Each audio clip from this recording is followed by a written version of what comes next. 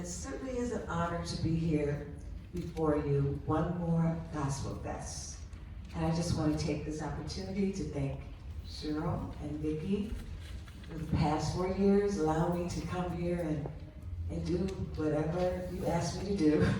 And I just thank you for that. And it's a moment that we know that change is about to come, but we welcome change, amen? Amen. Because we know that it can only get better from here. So at this opportunity, I'm so happy to be able to introduce our guest speaker. And I feel like I already know him. With 30 years of experience speaking in private and professional sectors, Stephen A. Millett is a licensed ordained minister, author of Success on God's Terms, and soon to be released, Talk Straight, God is Listening. A professional technical instructor for subjects such as building automation and mechanical systems, Stephen A. Millett has performed stand-up comedy across the country. Mr. Millett is a transformational speaker and life coach who helps you to go beyond your physical, mental, and financial limitations.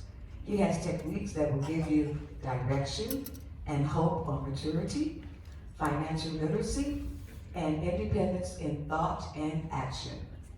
Mr. Millett combines principles from the Bible, the fourth and fifth agreement, which I love. That has been the roadmap for my life. The Secret, Abundance, Now, Mindfulness, and Meditations, and have studied Wayne Dyer, Lisa Nichols, Deepak Chopra, and other motivational speakers. He has taken the best of the best and explains it in a way that is funny, easy to follow, and simple to implement. His desire is to provide tips to men, women, and business professionals that will set their lives on the path to success early in life.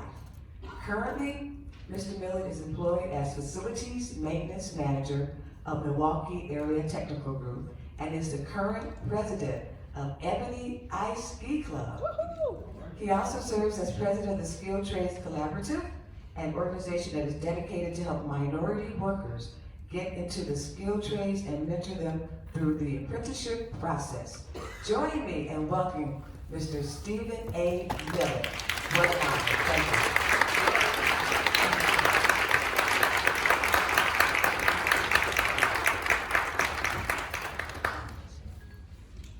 Let the church say amen. Amen.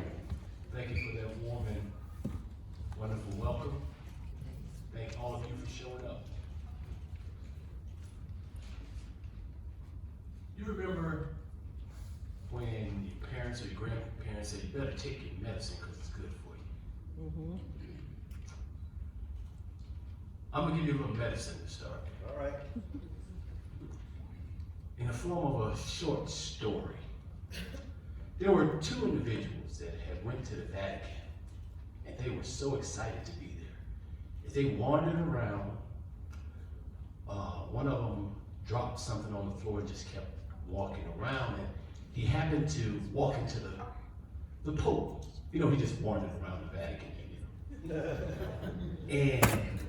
And his friend saw that, and he saw the Pope, you know, do this to his friend. He was like, oh wow, that was a great blessing he got from the Pope. All things are not as they appear. Right. And so he went and asked his friend, what did the Pope tell you? What did he tell you? He said, the Pope said, you here, pick that paper up, take your friend and get out of here.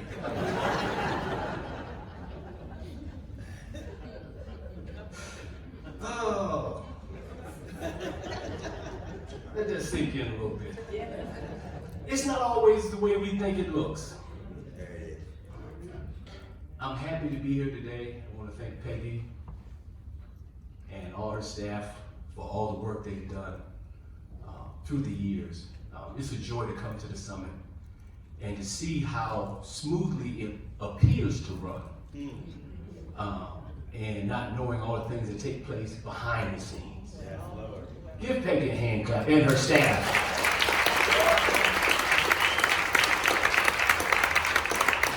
Thank you so much. And thank all of you for being here. today. Thank the choir, they sang brilliantly. Well, I felt like I was going to some of my old Pentecostal roots. Oh, that was outstanding and amazing. And I want you to focus this present moment. Conditions are present for your happiness in this moment. A lot of things had to go right in your life for you to be here right now. Think about that for a moment. A lot of things had to go right for you to be here in this moment. No matter what you've been through, what you faced, a lot of things went right for you to be here in this moment. Today, for a topic, I'm going to be talking about where is the love? We all search for love. We want to be loved. We want to love. Where is the love? Many times we look for love as an old SNL clip with Eddie Murphy. See, y'all laughing already. Y'all know it. As he mumbled the words, looking for love, but he said it a little different. You couldn't hardly understand it. Where are you looking for love? Is it in all the wrong places? Is it in all the wrong people? We know we serve a God of love, right? Yes, we do. And we know that God is in us. You have to look no further than yourself.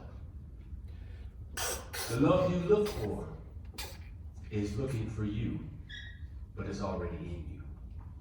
Turn with me in your Bible to 1 John chapter 4, verse 4 and verse 7.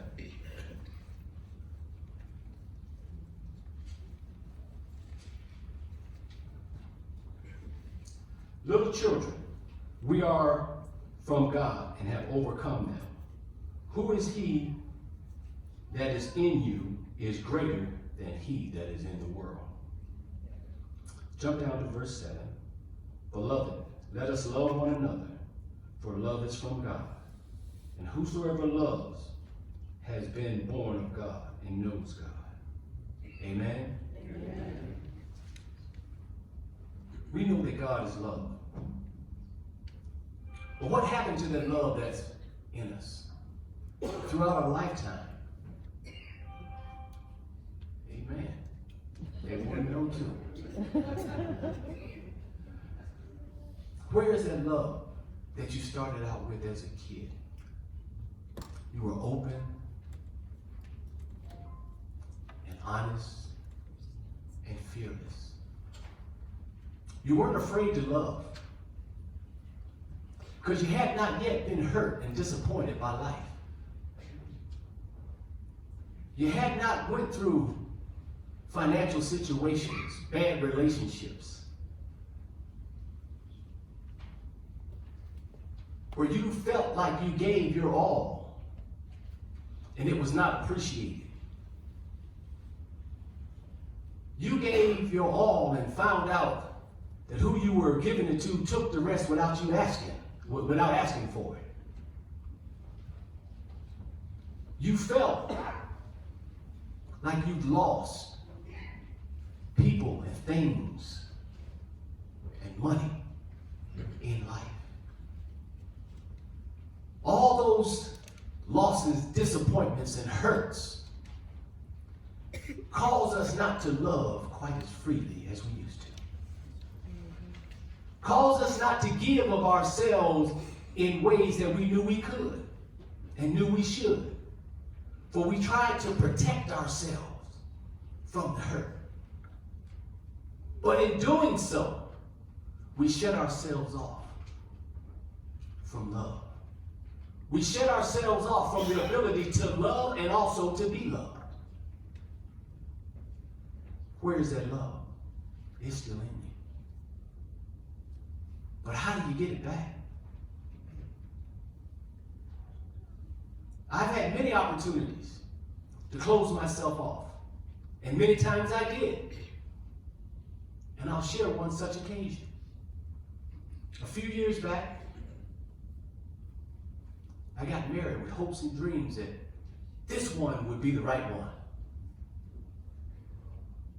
one. Got married, started my new life together. And before I knew it, it hit the rocks. You see, I live in Milwaukee, and before I knew what had happened, my wife had went to New Orleans with her boyfriend.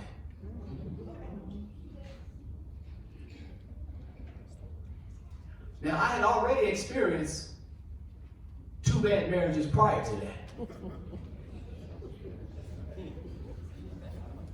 I could have come to the conclusion that ain't none of these women out here no good.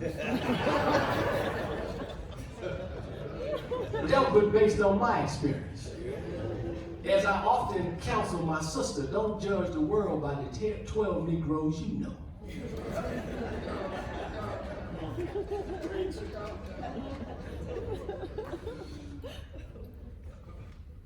I was hurt. I was disappointed. I wanted to blame her. After all, she was the one that left and went to New Orleans. I came across this book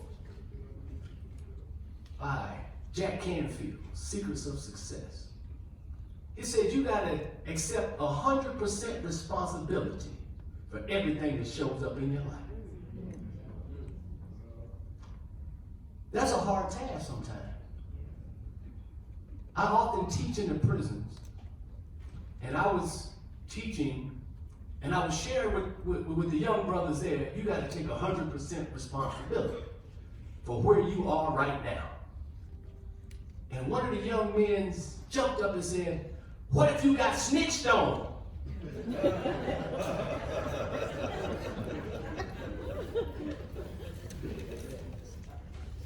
I paused for a moment and I said, well, you put yourself in a position to get snitched on. And the other young men said, right.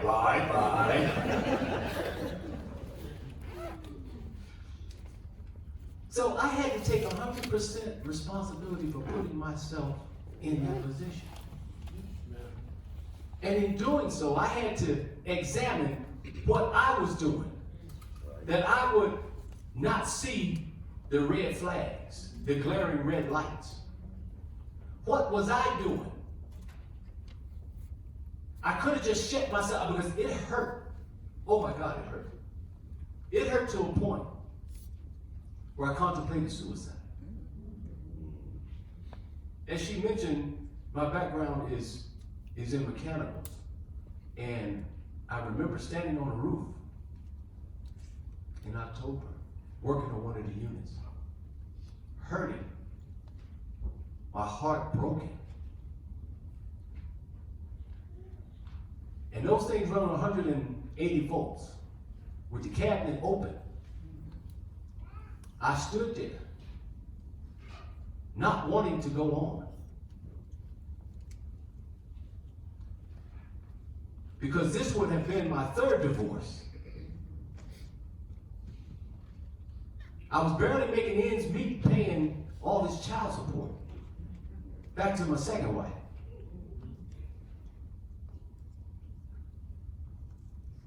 Not wanting to die, but not wanting to live.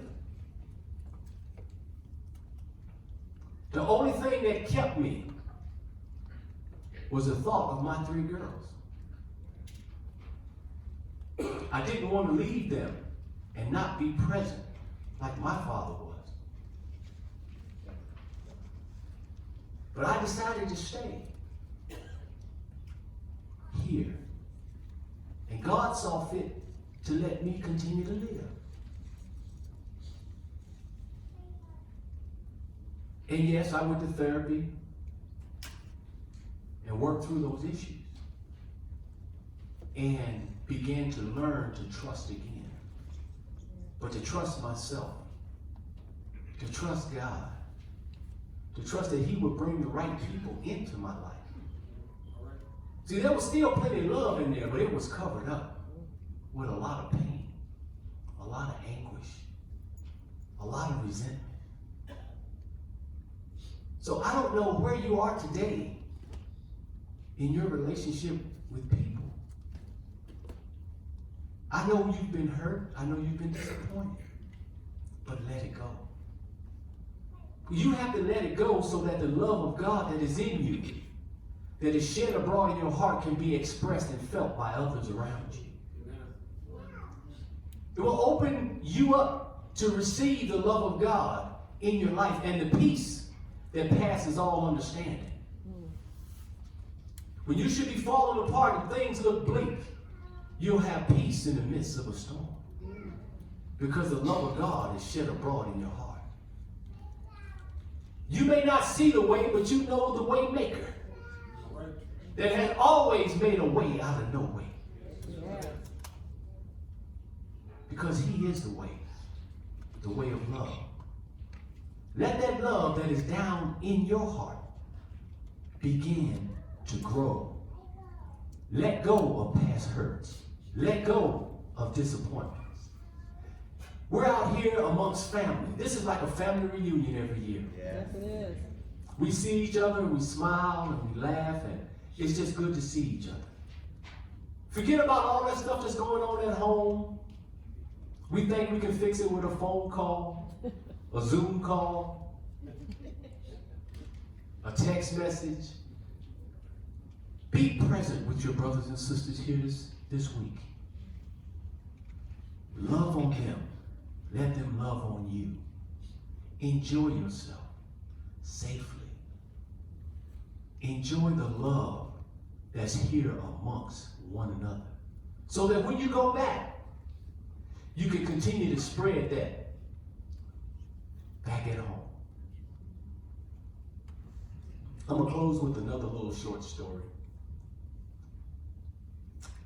There was an individual that was definitely afraid of chickens. And he would run every time he saw a chicken. And so they got him in therapy. And why are you running? Why are you running? He says, because I'm a kernel of corn and the chicken is going to eat me. And he had to go in intense therapy for months. And they had him write, I am a man, not a kernel of corn. I am a man, not a kernel of corn. And this appeared to be successful. And they thought the man was about to graduate. Because you would ask him now, what are you? He said, I am a man, I am not a kernel of corn. And he was about to get released. And he was in the yard, and here comes the chicken, and he takes off running again. And the nurse goes after him. He says, and he brings on, you were doing so well. Who are you? He says, I am a man, not a kernel of corn. He said, well, why were you running? The chicken doesn't know.